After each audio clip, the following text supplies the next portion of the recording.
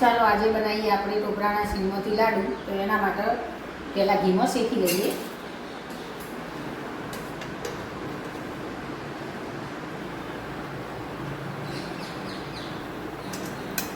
ઘી ગરમ થઈ જઈએ તો આપણે હવે નાખી શેકી દઈશું. થોડોક કલર બદલાય ત્યાં સુધી આપણે શેકી લેવાનું.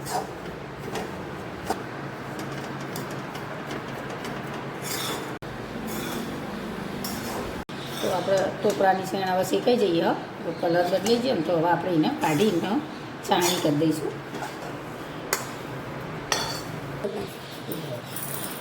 થોડી આપણે ગળપણ થાય માપની ફળ લઈશું. તો પાણી લઈશું છાણી કરવા માટે.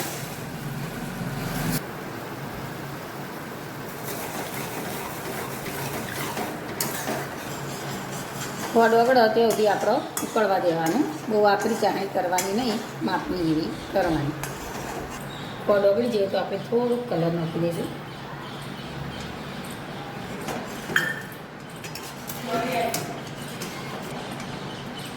તો ટોપરાની સેમ જે શેકીને મેલી હતી ઘીમાં, હવે એ નાખીને મિક્સ કરી દઈશું.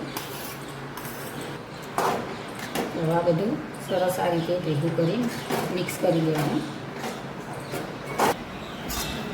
ઠંડુ થાય પછી આપણે એના લાડવા નાના નાના વાળી દઈશું. આપણે ઠંડુ થઈ ગયું ટોપરાનું શીરનું, તો હવે આપણે એના લાડવા બનાવી દઈશું. આ રીતે આવી રીતના બધા લાડવા વાળી તૈયાર કરી દઈશું.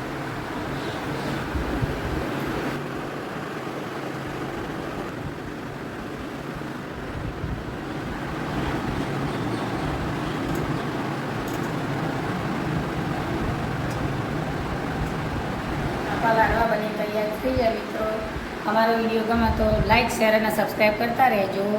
રાધે રાધે.